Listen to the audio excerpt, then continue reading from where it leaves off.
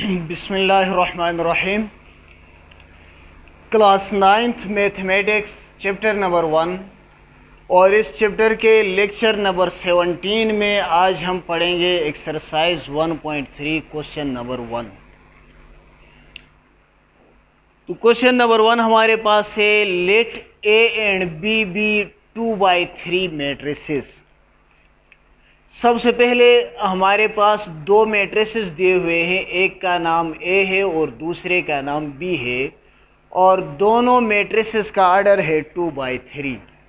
मतलब matrix A में भी 2 रोज़ और 3 कॉलम्स हैं, मैट्रिक्स बी में भी 2 रोज़ और 3 कॉलम्स हैं। मतलब ये कि ए और बी दो ऐसे मैट्रिसेस हैं कि जिनका ऑर्डर सेम है। फिर आगे ये लिखते हैं कि and let C and D be 2 square matrices, कि सी और डी दो ऐसे मैट्रिसेस हैं कि ये स्क्वायर हैं। स्क्वायर का मतलब इनमें रोज़ और कॉलम्स की तादाद बराबर है। हर मैट्रिक्स में रोज़ भी 2 हैं और कॉलम्स भी 2 हैं। मतलब सी और डी दो ऐसे मैट्रिसेस हैं कि इनका ऑर्डर दोनों का 2/2 है और ये 2 स्क्वायर मैट्रिसेस हैं। तो मतलब ये कि टोटल 4 मैट्रिसेस हैं जिनमें ए और बी का ऑर्डर सेम है और सी और डी का ऑर्डर सेम है। अब ये हमसे चाहता क्या है कि which of the following matrix operations are defined, कि नीचे हमारे पास क्वेश्चन में 4 ऑपरेशंस, 4 प्रोसेस दिए हुए हैं मैट्रिक्स के हवाले से। तो इनमें सबसे पहले ये पूछता है कि इन चारों में से कौन से प्रोसेस हो सकते हैं और कौन से प्रोसेस नहीं हो सकते। एक तो हमें ये फाइंड करना है। दूसरा क्या कहता है कि for those which are defined give the dimension of resulting matrix. मतलब इन चारों में से जो काम हो सकते हैं तो उन कामों का रिजल्टिंग मैट्रिक्स जो है उसकी डायमेंशन क्या होगी, मतलब उसका ऑर्डर क्या होगा। देखिए, इन चारों कामों के अंदर एडिशन और सब्ट्रैक्शन है। पहले first part addition, second part addition, third part subtraction and fourth part भी एडिशन। तो एडिशन के लिए और सब्ट्रैक्शन के लिए हमने पहले ये पढ़ा था कि जिन मैट्रिसेस का ऑर्डर सेम होगा वो एक दूसरे के साथ ऐड भी हो सकते हैं और एक से दूसरा मैट्रिक्स सब्ट्रैक्ट भी हो सकता है। तो जिन मैट्रिसेस का ऑर्डर सेम होगा इन 4 पेयर्स में, वो मैट्रिसेस, उन मैट्रिसेस के लिए हम ये ऑपरेशंस परफॉर्म कर सकते हैं, और जिनका ऑर्डर सेम नहीं होगा तो उनके लिए ये ऑपरेशंस परफॉर्म नहीं कर सकते। और दूसरी जो बात पूछ रहे हैं कि जिन मैट्रिसेस के अंदर ये काम जो दिए हुए हैं ये हो सकते हैं, इन कामों के रिज़ल्ट में जो मैट्रिक्स बनेगा उस मैट्रिक्स का ऑर्डर या उसका डायमेंशन क्या होगा। तो उसका सबसे आसान जवाब ये है कि जिन मैट्रिसेस का जो ऑर्डर होगा, जिस ऑर्डर वाले मैट्रिसेस को आपस में ऐड करेंगे या सब्ट्रैक्ट करेंगे, उनके रिजल्टिंग मैट्रिक्स का ऑर्डर भी वही होगा जो पहले वाले मैट्रिसेस का होता है। मतलब 2 मैट्रिसेस हैं हमारे पास 2/2, उनको ऐड करेंगे तो उनके रिजल्ट में जो मैट्रिक्स आएगा वो भी 2/2 होगा। या 2 मैट्रिसेस 2/3 हैं, उनकी एडिशन या सब्ट्रैक्शन करते हैं तो उसके रिजल्ट में जो मैट्रिक्स बनेगा उस रिजल्टिंग मैट्रिक्स की डायमेंशन या उसका ऑर्डर भी वही 2/3 होगा। तो अब अपने क्वेश्चन की तरफ बढ़ते हैं। देखें, हर सवाल के बारे में हमसे 2 चीज़ें पूछेगी हैं। एक ये है कि which of the following matrix operations are defined, ये भी हमने मालूम करना है, और दूसरा ये मालूम करना है कि for those which are defined give the dimension of resulting matrix. तो सबसे पहले देखें a + b है, तो इसके सॉल्यूशन में हम लिखेंगे कि देखें ए एंड बी भी 2/3 मैट्रिसेस, कि ए और बी दो ऐसे मैट्रिसेस हैं कि इन दोनों मैट्रिसेस के अंदर 2 रोज़ हैं और 3 कॉलम्स हैं। मतलब दोनों का ऑर्डर सेम है। तो यहाँ पर हम लिखेंगे कि as A and B have same order, A and B have same order, A और बी का ऑर्डर सेम है, so the operation is defined, मतलब ए को हम बी के साथ ऐड कर सकते हैं। सो द ऑपरेशन इज डिफाइंड मतलब ए और बी को आपस में ऐड कर सकते हैं।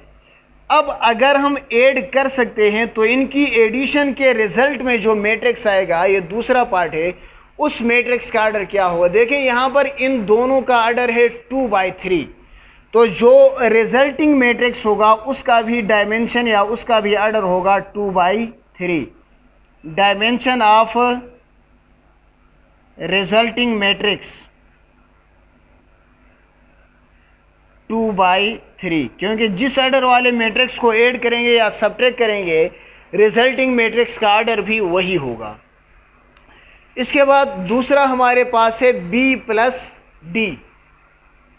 देखिए b का ऑर्डर है 2/3 और d का ऑर्डर है 2/2। b का ऑर्डर 2/3 है और d का ऑर्डर है 2/3, मतलब दोनों मैट्रिसेस का ऑर्डर सेम नहीं है, इसलिए हम इस केस में इस क्वेश्चन को देखते हुए b और d को आपस में ऐड नहीं कर सकते।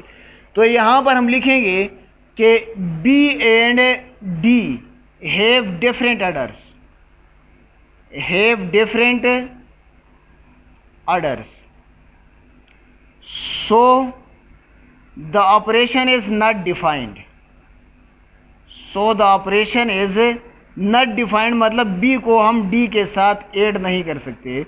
और इसी क्वेश्चन में जो दूसरी बात पूछी गई है, for those which are defined, जो डिफाइंड हैं उनके लिए हम ये दूसरा डायमेंशन भी मालूम करेंगे, और जो डिफाइंड नहीं है, जो नहीं हो सकते, उनके लिए डायमेंशन मालूम करने की ज़रूरत नहीं है।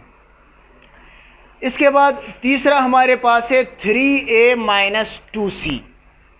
देखिए यहाँ पर पहले 3a में 3 एक रियल नंबर है, इसे मल्टीप्लाई करेंगे मैट्रिक्स a के साथ। लेकिन एक बात जहन में रखें कि रियल नंबर्स को मैट्रिक्स के साथ मल्टीप्लाई करने से मैट्रिक्स का ऑर्डर या उसका डायमेंशन चेंज नहीं होगा, इसलिए हम यहाँ पर डिफाइंड हैं या नहीं है ये फाइंड करने के लिए रियल नंबर को कंसिडर करें तब भी ठीक है और रियल नंबर को कंसिडर न करें तब भी ठीक है, क्योंकि यहाँ पर हमें कोई प्रोसेस नहीं करना, सिर्फ ये देखना है कि ये काम जो लिखे हुए हैं ये हो सकते हैं या नहीं हो सकते।